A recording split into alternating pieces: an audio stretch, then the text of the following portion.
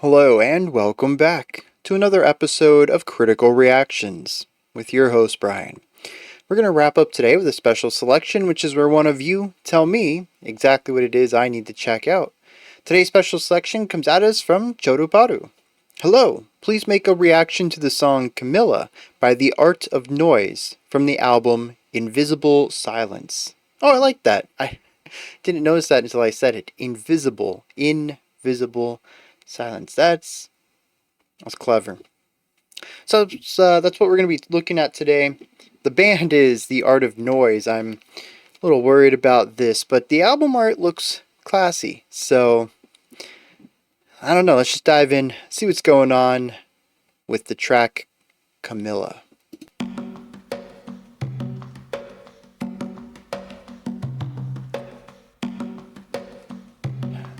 Interesting reverb on that. Could be natural acoustics.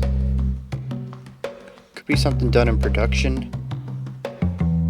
It's the springiness of the reverb on the right that makes it feel a little more natural. Like a proper echo.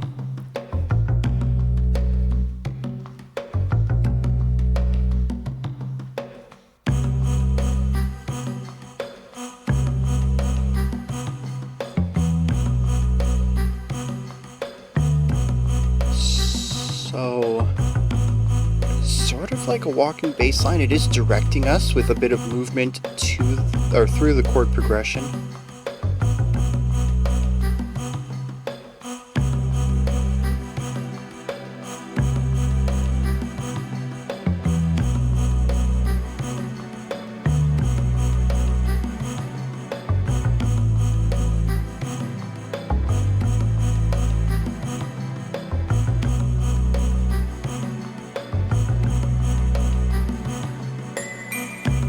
Oh.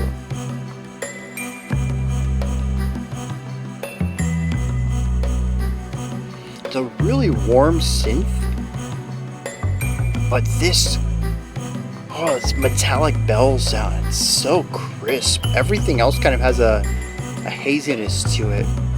Like a warm fog right before sunrise. But this bell, I don't even know that it's a bell. Definitely some sort of struck metal, but I'd almost say it isn't it's no instrument that I've heard the timbre of.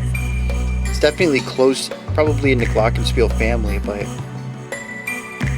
I've never heard anything quite like it.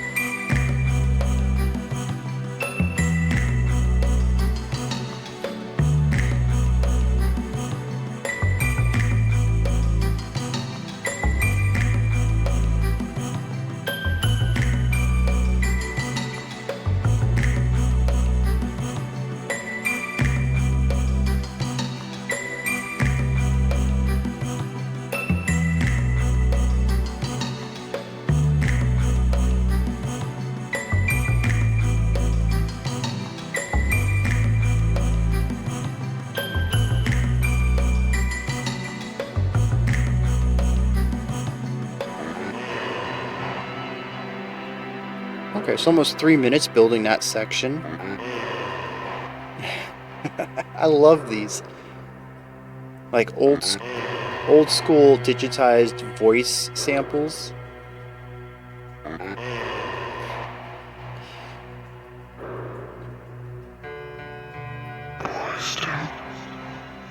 That's not a sample though.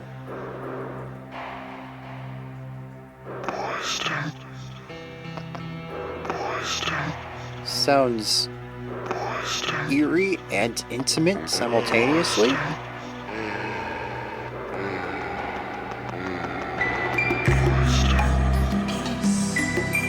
Just bring it back like nothing's changed, but we have this low whisper.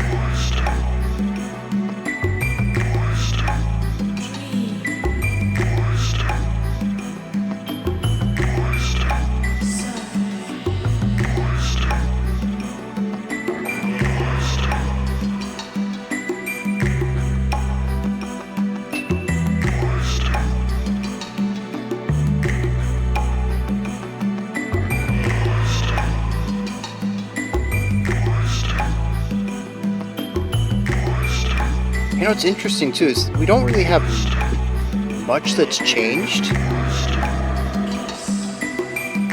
The bells have shifted from one side to the other. We don't have all the layers from the last section. There's something very sultry about it now. I had mentioned intimate, but maybe...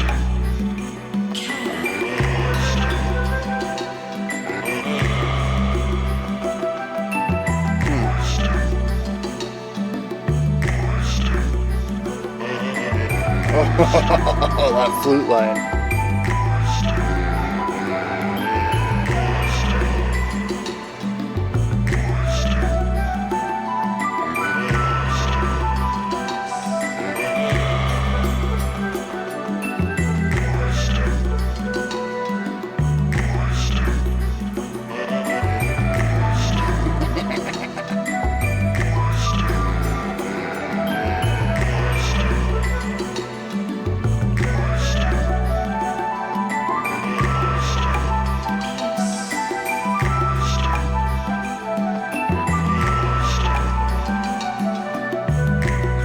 You know what's interesting too? The flute feels right over on the right, but it's a strange place to put the lead melody. I keep wanting to like turn my head to look at it because I like to focus on melody. It's like at a strange Lynchian jazz club, and my ear is to the stage. I'm looking at, you know, the person I came with having a conversation. I was like, I want to look at the performance.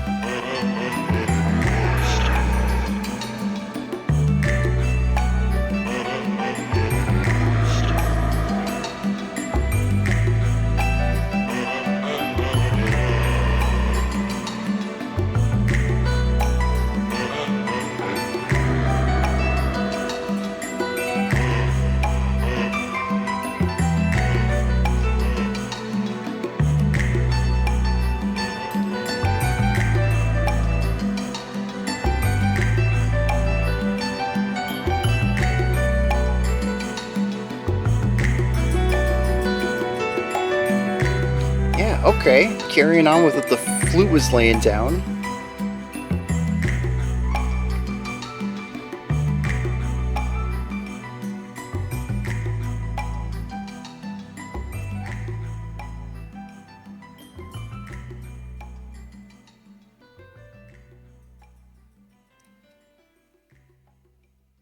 Yeah, okay. You know, it's interesting. A word came to mind in the final minute or so, I suppose, that I don't think I've ever used to describe a song on this channel at all.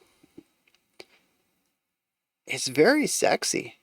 It really is. It's going for that sultry, intimate kind of vibe. And I mean, you couldn't see it because I'm up 6 foot, and there's no way that I'm going to get most of my body in the camera without being too small, I think, and kind of losing focus of the subject visually in the video. I had a lot of hip movement going on there. Usually when I move my body, it's a lot of knees, a lot of leg stuff, head and shoulders, you know, and get a little shoulder shimmy sometimes. This was very hip based though. Very, very sexual. And the song just, it really plays into that. And the wild thing is too, is it didn't really start like that, right? So the song kicks off with this nice bass tone, has moving ideas, but isn't constantly moving. It might play a couple of notes, leave some space, allow that reverb to go, and then at the end of the phrase, 2 or 3 notes, it takes us into that next chord, and they'll play a root tone for that, and then again leave some space, and then the next leading group into that next key tone. And we had some percussion going on here. I don't know what it was. It wasn't a drum of any sort, not a traditional drum with like a drum head.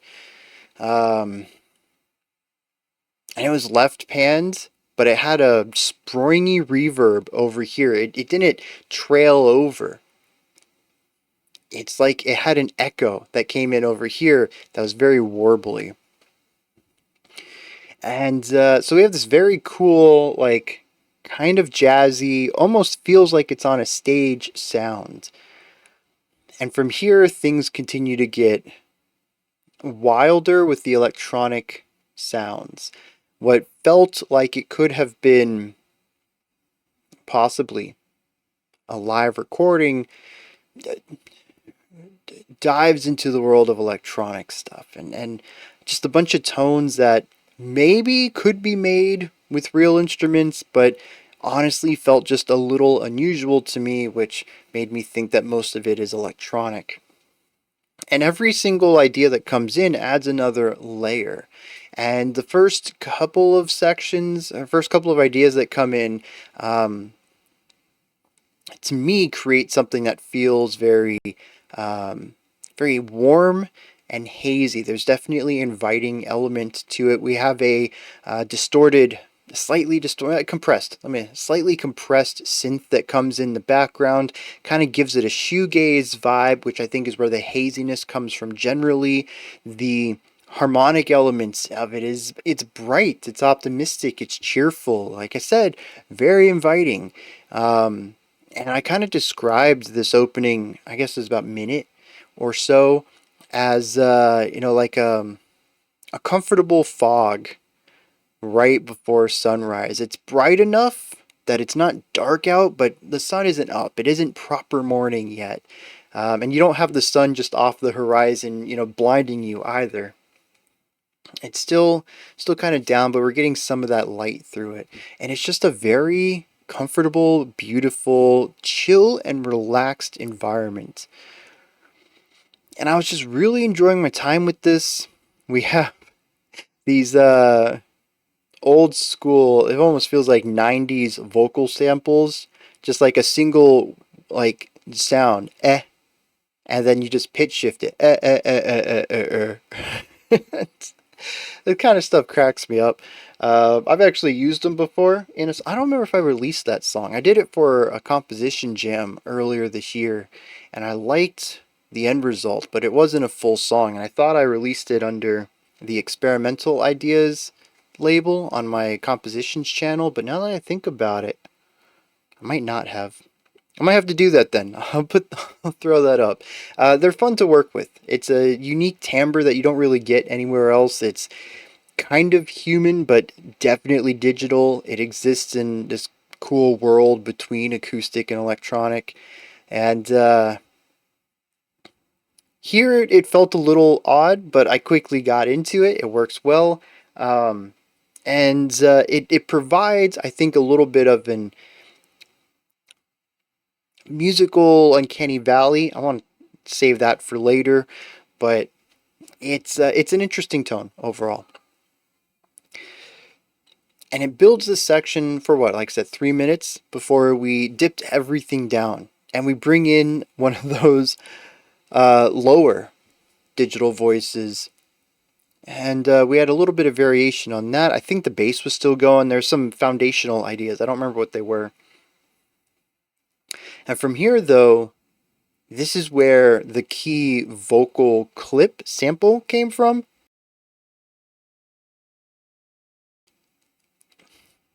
I don't know what this lower vocal was saying. I never, despite hearing it like 100 times, I never picked out what the phrase was. But it comes in, and it's like an airy whisper, but it's really low. Lower than I think I can make my voice. But it's so close. And it's a whisper right in your ear. And this is where things start to feel very intimate. I think just particularly because of the whispering, nothing else, none of the other production elements. I don't think the music melodically or harmonically really changes in any way. It's the whisper. It changes from something that's warm and kind of odd, a little unsettling in some ways, into something that feels very intimate. And once that clicks, I think it completely changes the way I feel about the song. The warm and inviting feeling, sort of the haziness of it all, takes on a very different vibe once you run that through the lens of intimacy, and it becomes very sensual, a very warm and inviting closeness with someone's else. I'll just throw that random plural in there, and and from here the song continues on in that direction. This is the point of change. I think particularly because these whispered vocals don't go away, they continue on for the rest of the song, but after this, we bring back a majority of what helped us create that first 2 minutes of the song. There's some layers that are left out that we'll return to later, others that are slightly modified, but for the main gist of it, we've brought everything back that we removed. We're just adding on to it now. We have those lower vocal samples in here now creating rhythmic ideas. We have this voice giving us this phrase, this whispered phrase, very close to us. We have a female coded vocal that kind of exists on the top of everything, also very airy and whispery, and continuing on with this sonic property to the song. And after we've built some of the ideas back in, introduced some new layers, we've built the song up proper at this point. I think we're about, I don't know, 4.5, 5 minutes into the track. This is the meat of the song. It is done. No more layer building, no more removing of ideas. It's time to get into the melody. And we actually have two of these. We have a flute that comes in, lays down some beautiful ideas. It's the thing is too is it's very tasteful. There are some flourishes. There's some cool little trills in here, a couple of faster runs, but for the most part, it's all very smooth. It is kind of jazzy in a way. Might even call it smooth jazz. But I would not call it jazz proper. To me, it has the feelings of a jazzy idea, or the feelings of a jazz idea without evoking proper jazz composition. And I think this is where the smooth jazz element comes in, because it's jazz that's easily digestible. And depending on who you talk to, smooth jazz isn't real jazz. Very contentious topic. But the flute gives us these beautiful runs, lovely held out ideas. The melody itself is just gorgeous. It doesn't go in anywhere unexpected. It's very palatable, very comfortable. Interestingly enough, as I mentioned, it is way off to the right, which felt weird to me at the time. As I mentioned, it almost felt like I was not facing the stage, and so the lead melody is coming from one side of my head, and I kept wanting to turn and look at it. Instead, I'm staring at whoever I came to this party with. That always felt kind of odd to me, but eventually that gave way for the piano solo on the left side, and I felt that this kind of balanced it out. It put things into perspective. Is it what I would have done? Maybe not. But at the same time, like I said, this was sort of inspired. It works. I don't think this was bad at all. Awkward. No, not awkward. Unusual is probably how I would describe it, but it ends up feeling fine. It's just an odd choice. The piano basically picks up exactly what the flute left down and continued in the same vein of a little bit of flourish, a little bit of extra technical skill, but really just being a digestible, jazzy melody that sits on top of everything else. And just, again, a beautiful idea that's really easy to listen to. It's not super challenging. It's just smooth jazz. And we've kind of built up some jazzy ideas under it too. As I mentioned at the beginning, the bass was kind of jazzy. We had a walking-esque bass line. We just kind of cut it out. Walking bass lines tend to be quarter notes. You play on every beat and you kind of shape out a chord while also directing to the next chord. Then you shape that one out. This one kind of has a little bit of the direction without the shaping to it. And we play around with space instead. To me, it's a push and pull. And I think this concept of shifting rhythms and the idea of push and pull works really well within some of the more sensual topics that I've talked about with this song so far. Everything in here, what I want to end this on, is everything feels very natural. Despite some of the odd sounds that are in here, the inclusion of ideas, where they socket into the song, everything feels like it was designed to be there. And nothing in here feels forced or unnatural or artificial as far as the composition is concerned. And that is, I think, what makes it as remarkable as it is. It is an unusual collection of sounds, sure, but it ends up being very easy to listen to.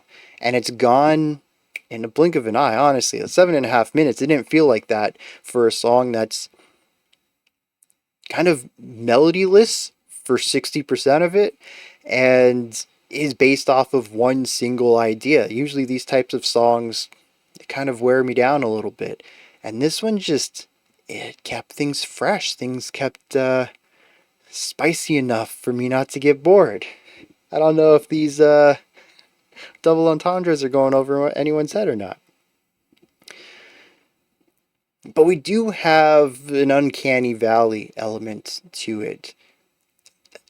It definitely feels like music, but there's also parts that don't feel like music, right? I think a lot of it comes down to the tonality of the instruments. And like I said at the beginning, a lot of these sounds are just off enough for me to wonder if they're acoustic instruments or digital ones. For instance, that glockenspiel. Yeah, it's a struck metal, probably with a hard mallet.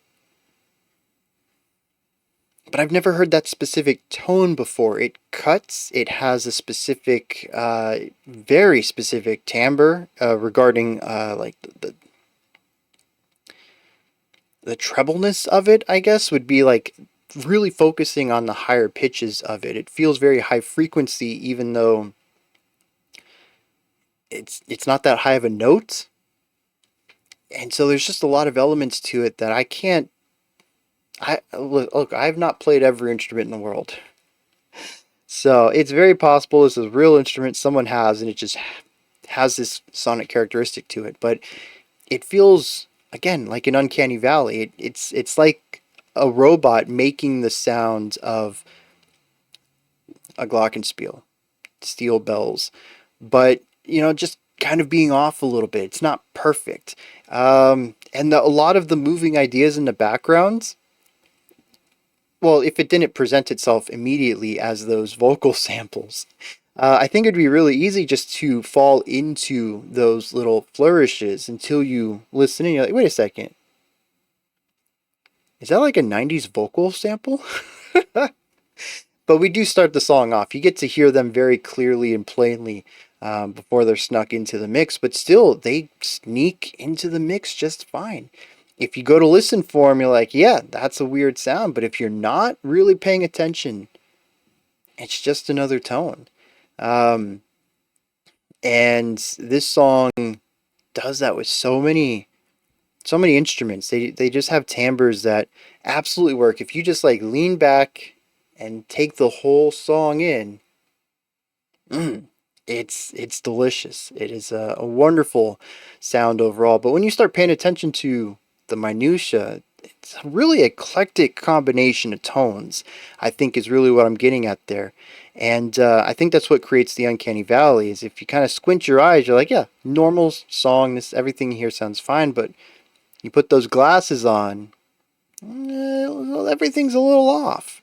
And I think that's a wonderful little area to be in. The band's called The Art of Noise. I can't really relate too much of that to the song, but I do think it's interesting that they do find art in noise. that they can. It's not noise like noise rock tends to be, or like metal and stuff like that, but it's non-traditional sounds, and I think that's very cool that they work those in here. The last thing I want to touch on is just the fantastic arrangement here. How all of these, what, like dozen, 15 different ideas in here all get layered on top of each other and created this wonderful work of art. Again, it is one idea, and we kind of add some layers here, remove some, add some more, bring some of those back. It is a sort of stepwise element that keeps the song fresh. They don't just drop all 15 layers on at the beginning and then leave it that way. That would be, I think, a rather boring song. The way that they build things up and tear it down and rebuild it is what makes the song as interesting as it is. And it's what keeps, well, I think me at least, engaged through a majority of it is kind of seeing how they're going to work new ideas into it. And where, especially by the end of the song, it feels like a very full composition and they can still add new ideas. They can see these bits of silence, these holes in the song that aren't filled yet, and find things to put there. And